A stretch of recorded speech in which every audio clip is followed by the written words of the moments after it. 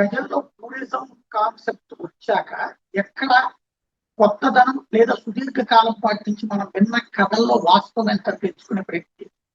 కాశ్మీర్ కి ఆ మధ్యన ఆర్టికల్ 370 రద్దు తర్వాత విపరీతమైన క్రౌడ్, మామూలుగా కోట్లలో ఆ క్రౌడ్ తో అక్కడ విపరీతమైనటువంటి టూరిజం ఇన్కమ్, హోటళ్ళు, తిరిగేది, చూసేది, కార్లు, ఇలాంటివన్నిటికీ విపరీతమైన ఉపాధి వచ్చింది.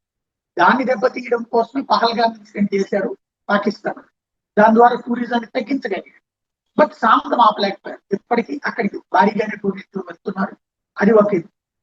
ఇంకొకటి అస్సాం కామాఖ్య ఆలయం ఉంటుంది. అక్కడ వామాచార పద్ధతి ప్రకారం జరిగేటటువంటి పూజలకు సంబంధించినటువంటి టెంపోతో పాటుగా అమ్మవారిని దర్శించుకోవడానికి వెళ్ళే వాళ్ళ సంఖ్యతో పాటుగా అస్సాంలో బీజేపీ గవర్నమెంట్ వచ్చాక జరిగిన మార్పుల నేపథ్యంలో, వినబడుతున్న వార్తల నేపథ్యంలో అక్కడికి వెళ్ళి చూడాలన్న కోరిక పెరిగింది.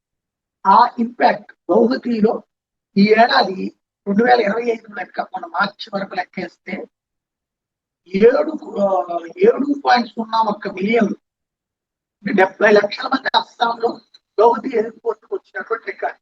ఇది సంచలనం.